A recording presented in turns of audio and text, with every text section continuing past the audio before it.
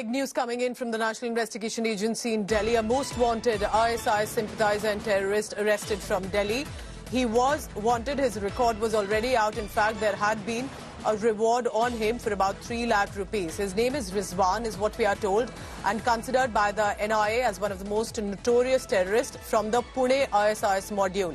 It has been busted. The National Investigation Agency has taken into custody. We were told that it was about conducting recce of VVIP areas of Delhi and Mumbai. That was the focus. So this is a big news that's coming in. And he was residing in the areas of Daryaganj in Delhi. Arvind Ojha is joining me on the phone line for this. Arvind, this is big क्योंकि ये कोई ऐसा छोटे module से जुड़े नहीं है. इनका रिकॉर्ड था, पहले से बाउंटी था, रिवॉर्ड था इन पे, और फिर इसको अरेस्ट किया जाता है.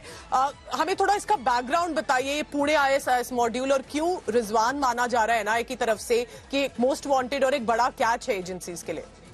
नहीं, बड़ा कैच है ये पूजा, और NIA ने 3 लाख रुपए का इनाम रिजवान पे रखा हुआ था.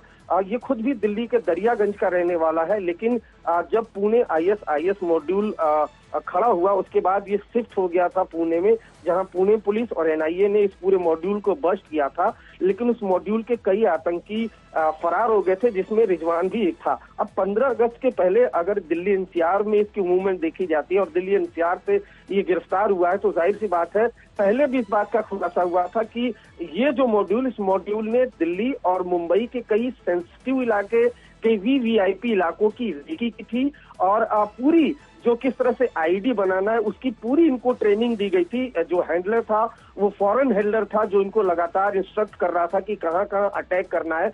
दिल्ली में भी इन लोगों ने कई जगह ड्राई रन किया था बाकायदा आतंकी हमले का.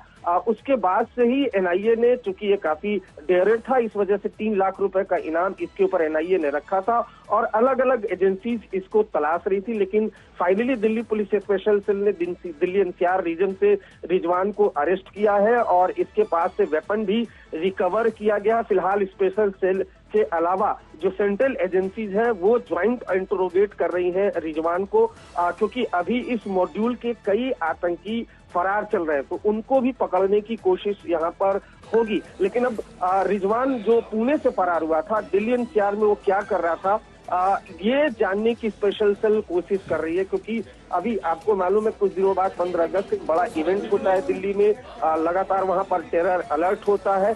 इसी वजह से this is also a realization, isn't it? It's also a reminder to the efforts that our investigation agencies are putting up, and behind what we know on the surface about the kind of modules that are active, the sleeper cells that are working right now, and how agencies trying their best that these evil designs of these modules do not succeed.